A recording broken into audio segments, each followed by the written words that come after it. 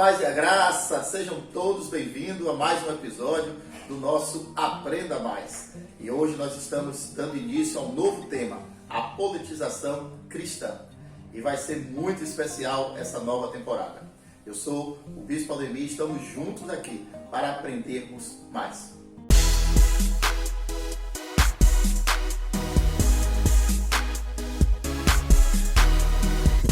E como você já sabe, a cada episódio uma resposta, uma revelação e uma reflexão. Então, você já está inscrito em nosso canal? Então você merece palmas.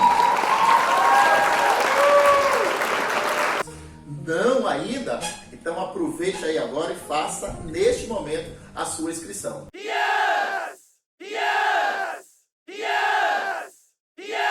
E como sempre falamos, não tire nenhuma conclusão ainda. Aguarde um pouquinho, porque você, até o final desta temporada, tenho certeza, você terá um novo alinhamento espiritual, moral e político. Sim, político. Porque, afinal de contas, esse é o seu Aprenda Mais, a sua faculdade em pequenas doses. Vamos iniciar falando do que é politização. Porque talvez quando você lê o tema politização cristã, você fica até assustado. Mas a politização é a ação ou efeito de politizar. É o processo de tornar alguém ou um grupo capaz de reconhecer a importância do pensamento da ação política. E nesta temporada nós queremos dar um passeio sobre a questão política e cidadã. E para isso, hoje, de forma muito especial, alegrando muito o meu coração e com certeza vai alegrar o seu também, nós temos um convidado especial para abrir com chave de ouro.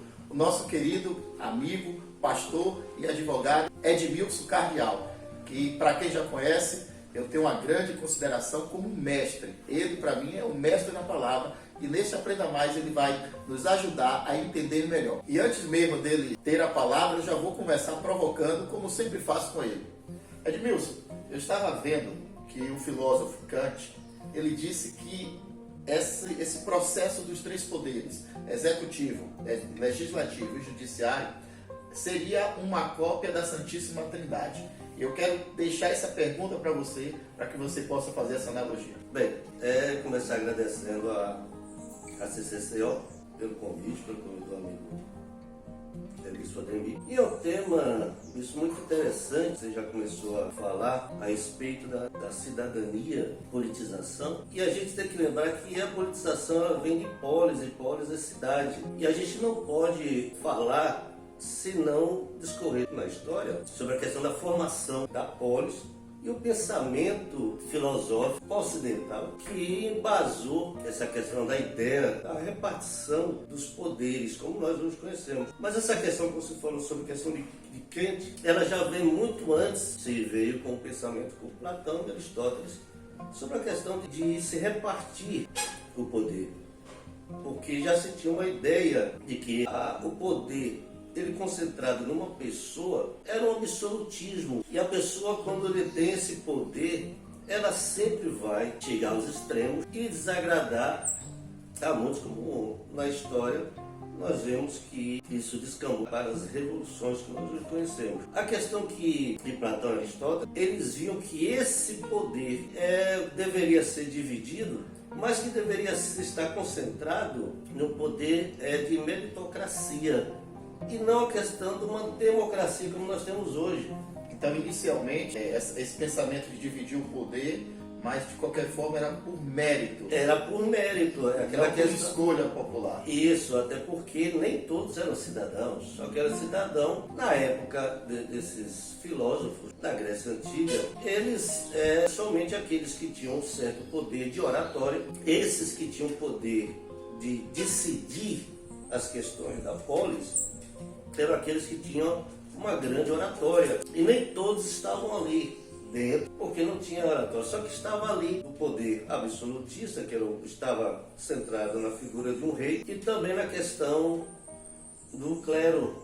Só que na época de Aristóteles e Platão não era questão do clero, mas era a figura de uma mitologia, que o rei ele representava tanto o poder natural quanto o poder sobrenatural. E aí ele concentrava todo aquele poder nele, e isso já estava sendo visto com maus olhos, e de bons olhos olhasse que aquele poder deveria ser, tanto assim, dividido para que todas as decisões não estivessem só concentradas numa pessoa. E aí veja só, esse pensamento ele vem discorrendo em todo o Ocidente, até chegar meados do século XV, século XVI, está se saindo da época, da era das trevas, que o poder era concentrado na pessoa do rei, até porque a Europa ela tinha mais a questão monárquica e as decisões eram tanto em dois poderes, a monarquia e o clero.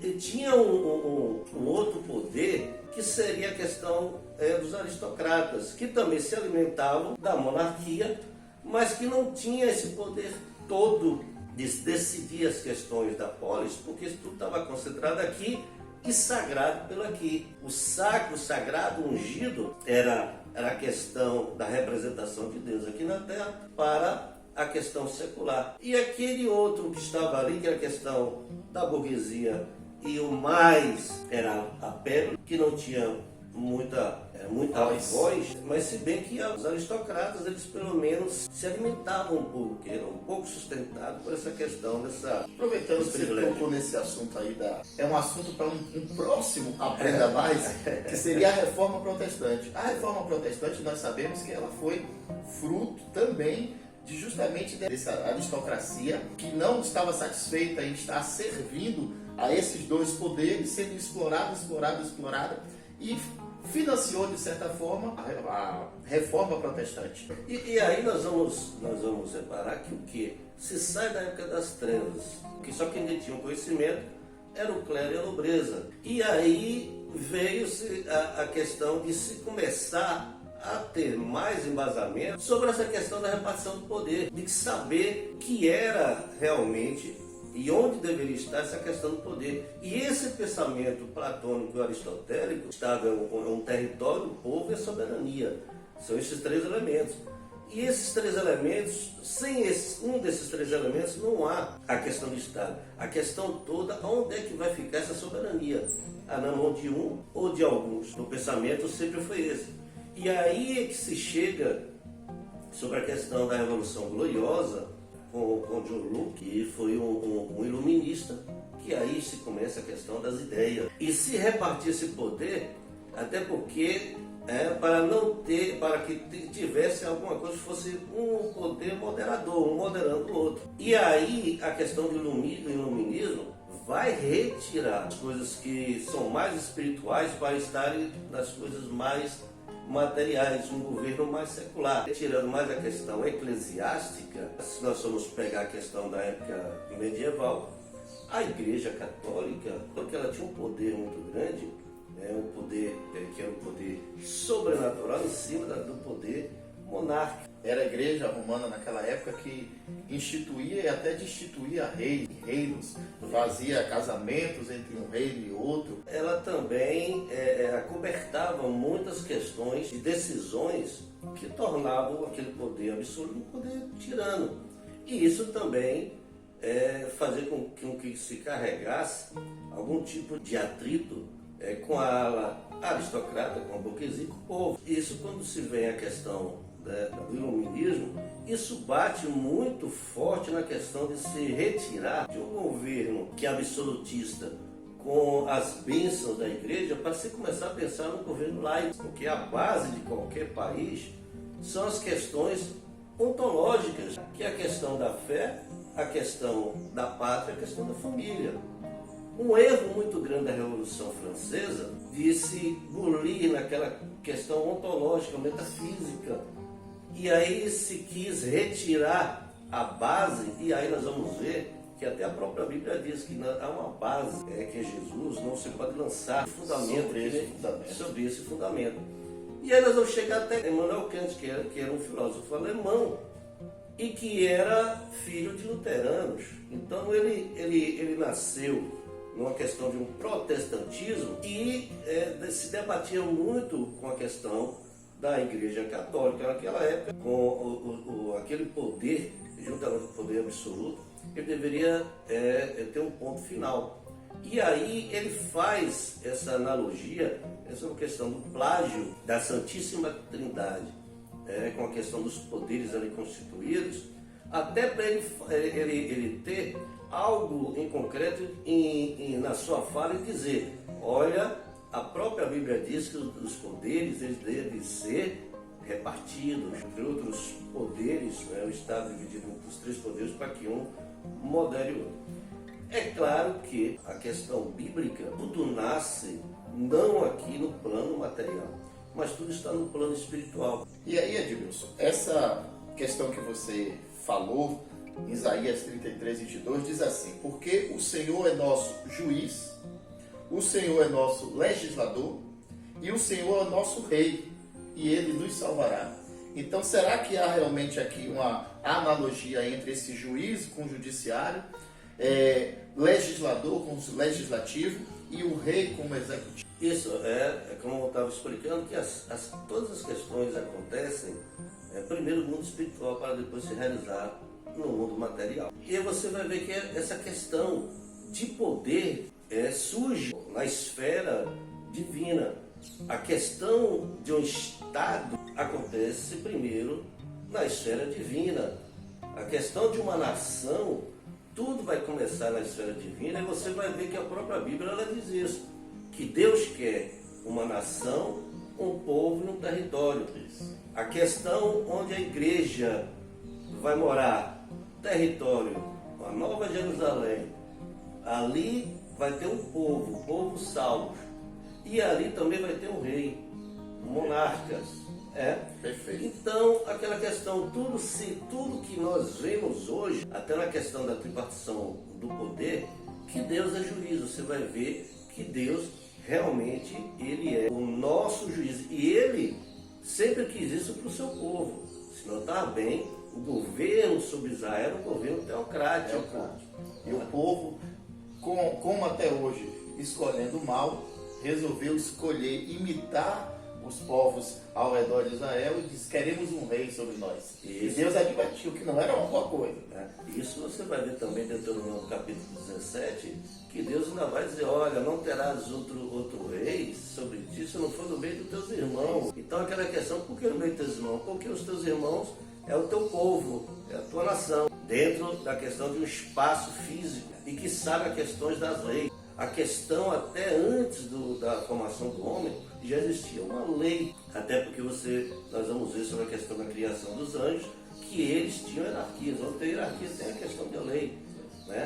E aí nós vamos ver a questão de ser um legislador, e ser um juiz, e ser aquele que executa. A figura de uma pessoa que tem esse poder é um dos elos mais importantes da questão de um povo, porque um povo tem que ter um soberano, porque se não for assim, é a questão de anarquia. É questão como de outros filósofos, como Karl Marx e Engels, que eles têm a questão de uma ideologia, de um Estado sem o poder e tendo o poder do proletariado. Isso nunca vai funcionar, e nunca funcionou. É tanto que no Brasil viemos de alguns anos aí com essa teoria e vimos que não deu certo, né? Churchill já dizia assim: olha, a pior forma de governo é a democracia, exceto das outras que se tiver experiência. Isso quer dizer o quê? Que nenhuma outra que se teve experiência foi melhor do que a democracia. A democracia, pelos defeitos que ela tem, ela ainda é a melhor forma de governo. É claro que não teremos nenhum tipo aqui, ainda onde estiver as pessoas em cargo, que seja totalmente 100% bom para as pessoas. Não vai existir. Nós vamos ver isso até na questão do milênio.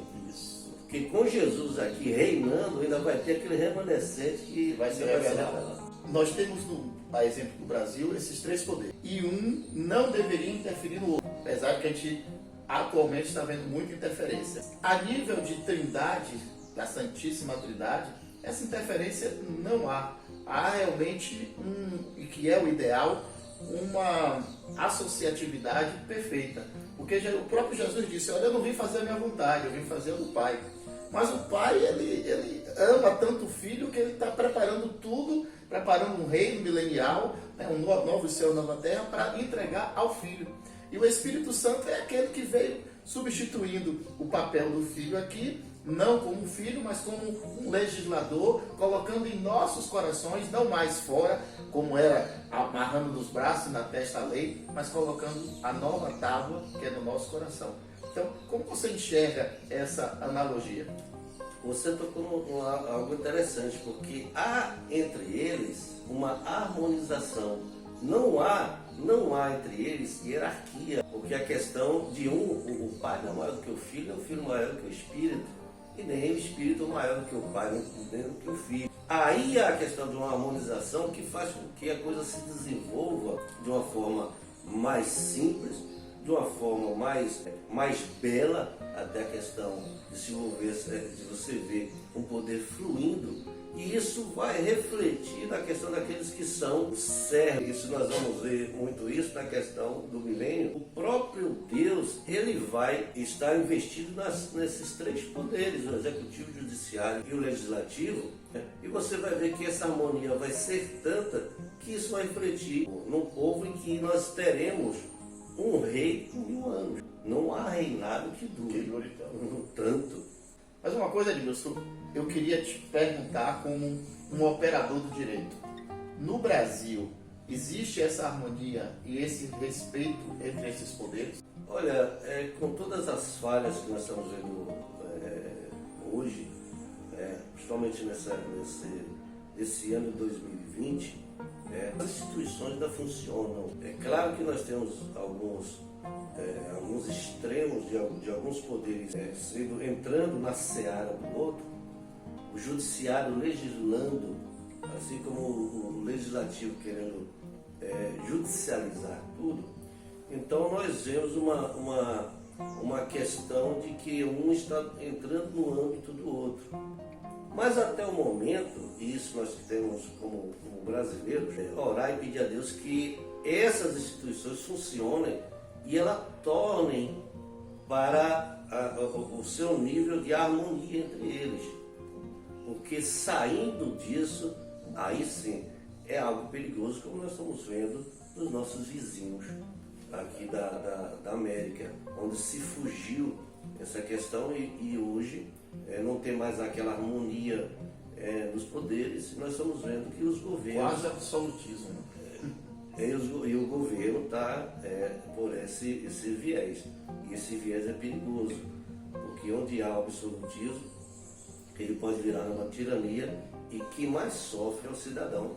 Pastor Edmilson, para provocar, dentro das igrejas, nós e dos grandes ministérios, nós vemos às vezes um poder absoluto, um absolutismo, uma monarquia, onde um apóstolo, um bispo, um pastor presidente, um pastor sênior, ele se sente no direito de tomar todas as decisões sem ouvir outros que estão ali ao seu redor.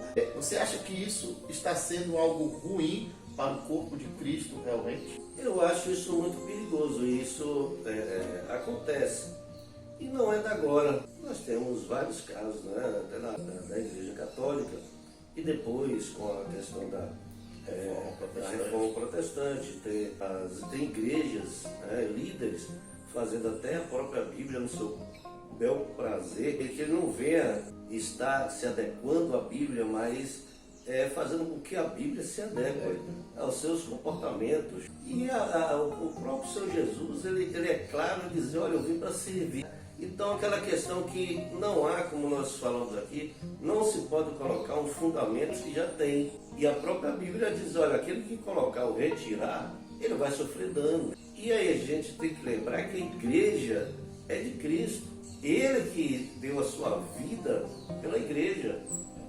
Então ninguém pode hoje, ou qualquer tipo de canetada, dizer, olha, a igreja é minha.